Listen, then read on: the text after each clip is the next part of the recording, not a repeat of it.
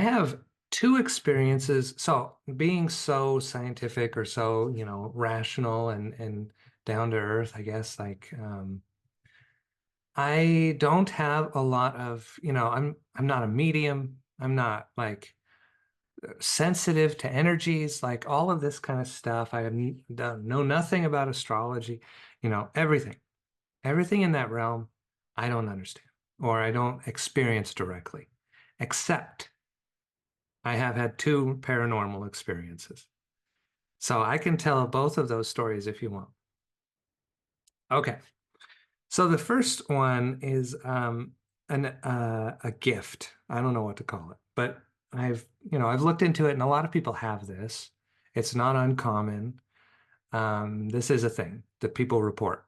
And so ever since as I was a teenager, I've had glimpses of the literal future.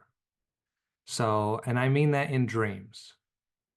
So I've had glimpses of my literal future looking out of my own eyes, um, usually about 2 weeks ahead in dreams. And it's rare and it's on occasion and I can't control it and it's odd. But it's happened, many times.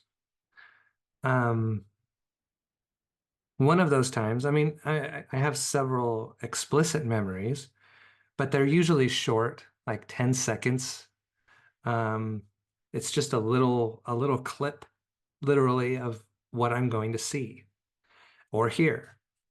And one of them was pretty long. It was like a 30-second conversation.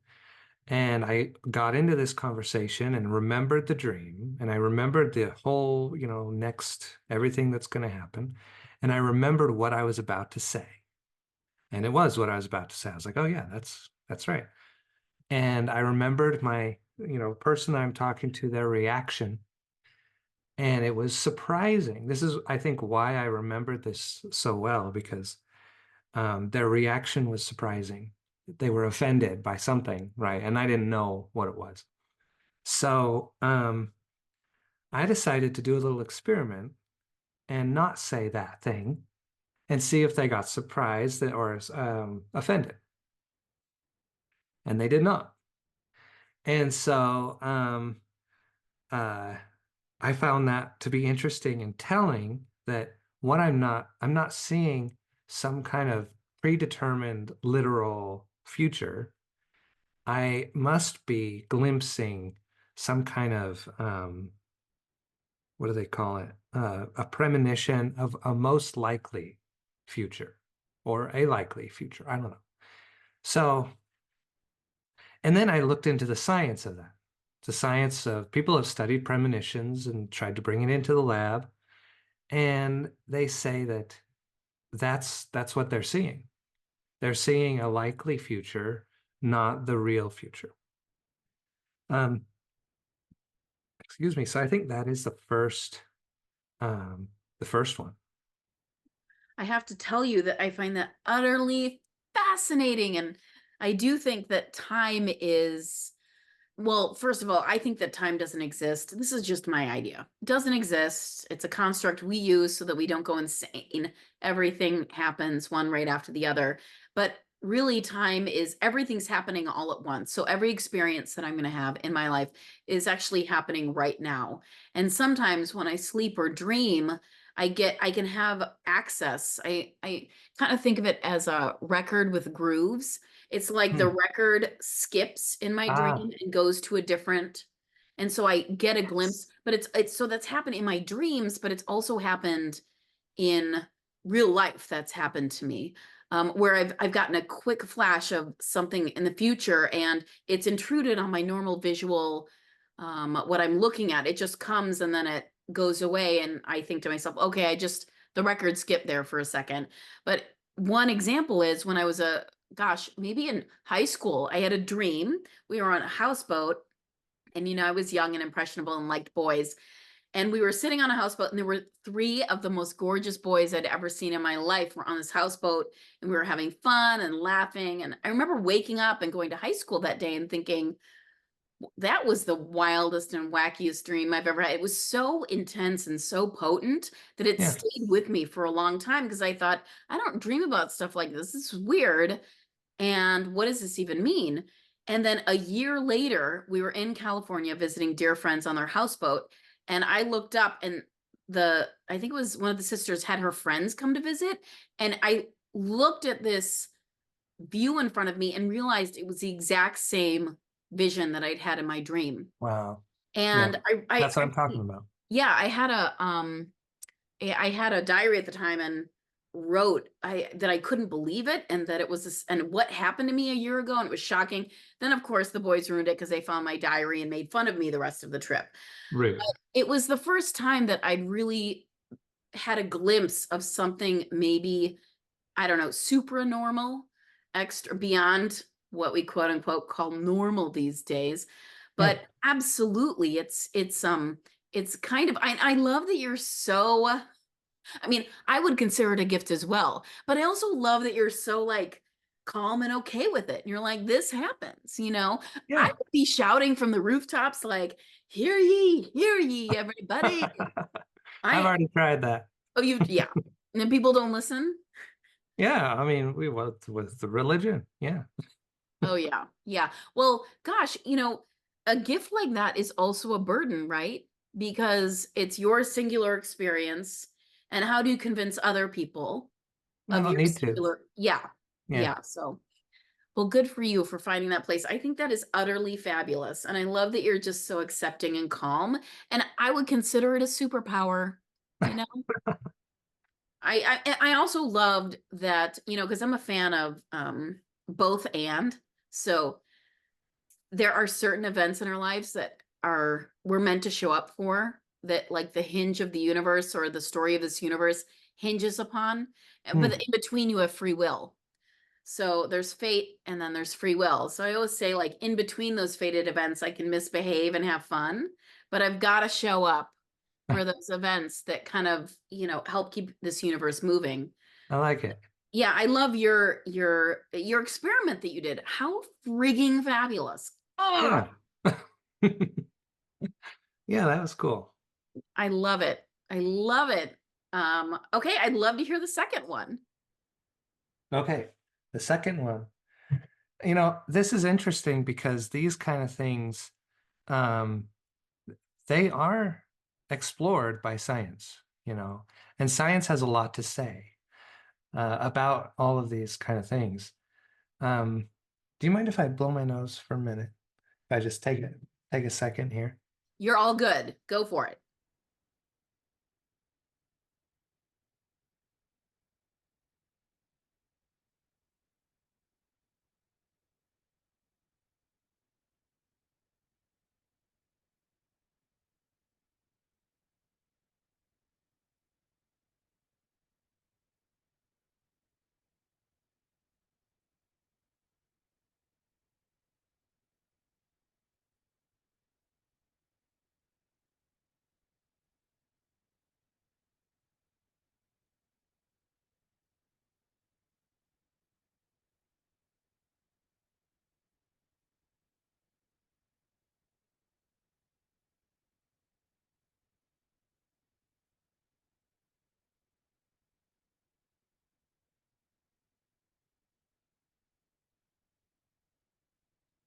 Yay. Okay, round two.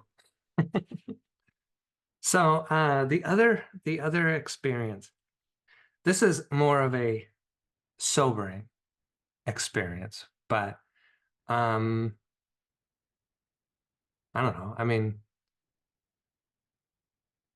I find it very telling, and so um, but it's hard.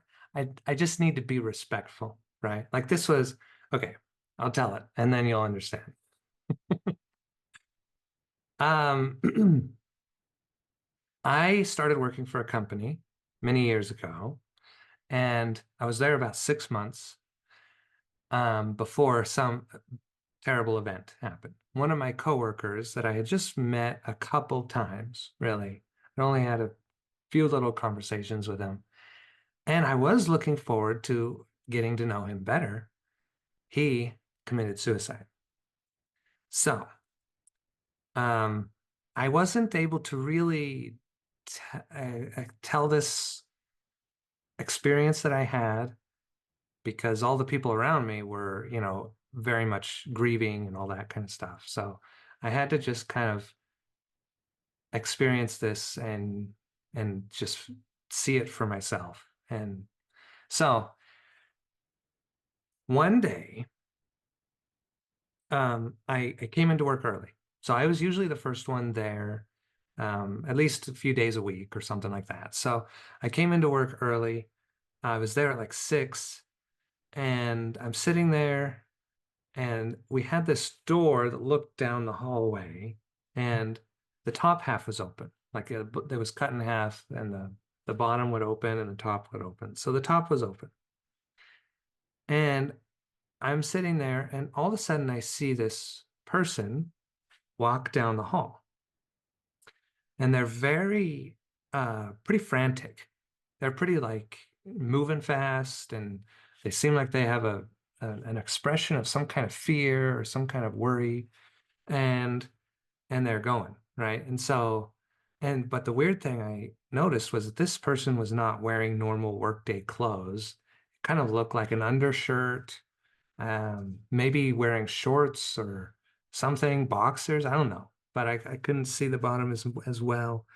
But I saw the shirt and I was like, man, that's weird. So this person was coming to work, I thought, and they worked in the department of like keeping the servers running and everything. So in my mind, they did not see me. We didn't make eye contact. So, and I only saw them for like 2 seconds as they're running down the hall. Um, And so this person, I thought, okay, well, this makes sense. They're not dressed for work. Something went down. We've got to get it back up and running fast, and they can't had to come into work to go do it. So they just ran into work and they're gonna do it, and then they're gonna, that's what I thought was going on. And I didn't see this person for the rest of the day. So I thought, well, he went home and then maybe he just stayed home. I don't know. And I didn't see him the next day.